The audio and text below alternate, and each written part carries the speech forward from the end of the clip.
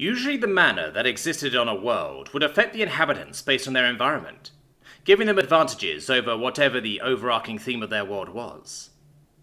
Desert worlds had an abundance of water mages, inhabitants of water worlds mostly specialized in wind magic, and those who lived on barren worlds commonly had increased vitality and physical abilities such as endurance and enhanced senses to ensure they could survive. These were just to name a few, but just because a world specialized in a certain type of magic didn't mean everyone was affected by the mana in the same way. Sometimes an individual's character, personality, or inherent talents overrode the environmental specialization, and they developed magic better suited to them. This was not even all that rare either, with roughly 30% of a world's population being labelled as unique mages. And because their power was generally tied to their strongest traits, they experienced accelerated growth and prowess when it came to controlling their mana, as opposed to the majority of the population. They more often than not became influential figures of their worlds, and when they took to the stars it would become a point of pride to compare and compete with the unique mages of other worlds. For the most part these competitions were friendly, but of course there were those who took things too far, and it led to war. But these never lasted long.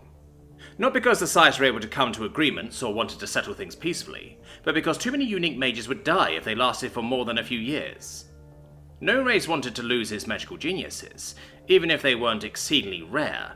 They were still a highly valued minority, and while the rest of the population could also use magic, their gifts lay mostly in utility, not combat. But there was a rare magic, so rare that perhaps only a single % of a world's population might show aptitude for it. Healing magic. These mages transcended the classification of unique and were universally known as the blessed. Commoner, nobility, male, female, writer, blacksmith, professor, illiterate, it did not matter who they were, what they did, or how educated they were.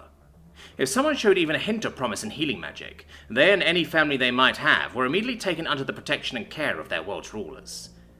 They would become saints in the eyes of anyone who learned of their gifts, and would enjoy luxury and respect on any world they visited, no matter if it was ruled by friend or foe. This was because a civilization would be willing to fight to all but extinction if one of their blessed was injured, or, God forbid, died. No race, no matter how strong, would have the confidence to go to war with an enemy who did not care if they lived or died, so long as their foes died with them. So healers were untouchable, which led to arrogance and ego, but they had the right to be proud. They were the blessed, and there were no others like them. Until the humans finally made their way into space.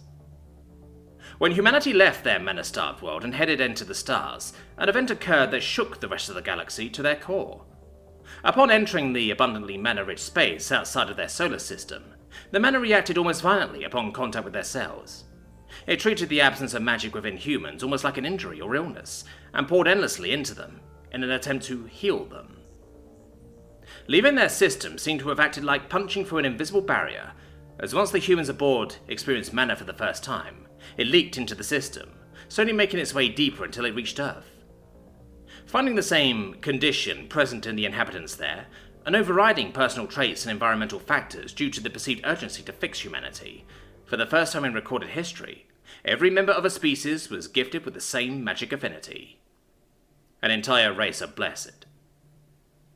Not only that, but because the mana had reacted so strongly to the absence of magic in human cells, it had essentially filled them to overflowing, shattering the previously held beliefs that there was a certain limit of mana that a single person could hold.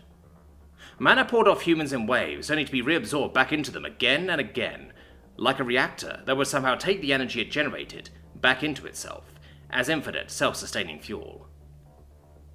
Instantly, humanity became the most terrifying race in the galaxy. Despite their youth and inexperience, there was no species that wished to go to war with humanity.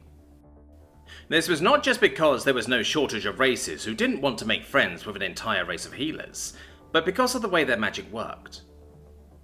The continuous recycling of overflowing mana through their bodies meant that their cells were constantly being flooded with healing magic, increasing their natural ability to regenerate to an insane degree, and providing a significant boost to their longevity.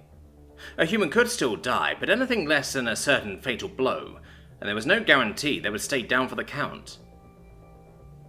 As if that wasn't terrifying enough, even before they gained mana, humans had a history of pushing their bodies past their limits, to the point that, in exchange for short bursts of seemingly impossible strength and endurance, they could end up crippling themselves when the effects wore off. But now, it was as if their limiter had been removed, as if this magic was truly always meant for them, because they could now push themselves even further, without fearing that their bodies would be unable to withstand the backlash. If humans were willing to push themselves past the literal breaking point, in times of desperation and anger, when their own lives might be the cost, just how far would they now be willing to go now that breaking themselves was little more than a temporary side effect? But, as would come to be considered the norm with humans, there was always a flip side. Their capacity for aggression and violence was countered only by the limitlessness of their compassion and adaptability. It was accepted that there were limits to healing, diseases and conditions that healing magic couldn't fix or was only a temporary measure. But the human doctors who had trained their whole lives to pull people back from the edge of death, with nothing but their own two hands now, had magic. They combined medical techniques and treatments with magic to perform operations that previously were theoretical or completely impossible. The rest of the galaxy had doctors, of course, but there were only a handful of healers in each race, and they couldn't heal everyone. But they were just as limited as the humans used to be. If one was found to be a healer, then they were set for the rest of their lives. They had one job, and that was to use their magic. They didn't need to learn how to do anything else because of their already miraculous power. Why would a healer learn medical techniques?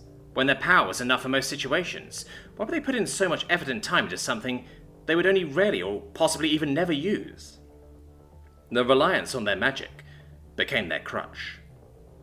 But the humans were always looking to mix and match their talents, finding unorthodox ways to solve the unsolvable, even before they learned that magic truly existed. Now doctors could save doomed patients, explorers could brave the harshest of unknown environments, soldiers could hold the line that much longer. They didn't fall into the same trap of haughtiness and self-importance their counterparts had, because they all had this extraordinary gift, not just the few. For humanity, making everyone special in the same way didn't make them the same or less special overall. They were all uniquely special in how they chose to use their shared gift. It was their own reasonings and desires that shaped how they wanted to use it for themselves and those around them. That was what made them special.